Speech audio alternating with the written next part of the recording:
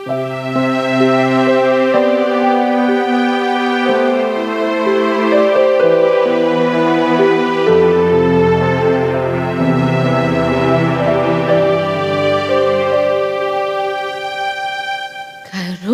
mao ang panahon sa paglaom ug pagbag-o sa Espiritu.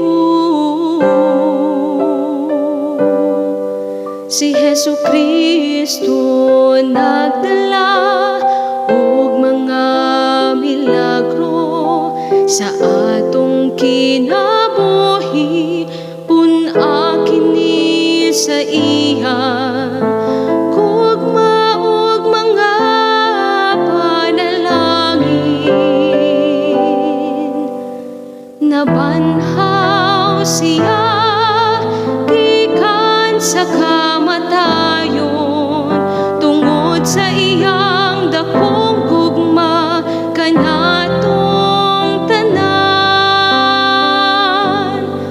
Kay gihigugma pag-ayo sa Dios ang kalibutan, nga tungod niya nagihatag niya ang iyang bugtong nga anak aron ang tanan nga mosalig kaniya dili mamatay kundi may kinabuhing dayon.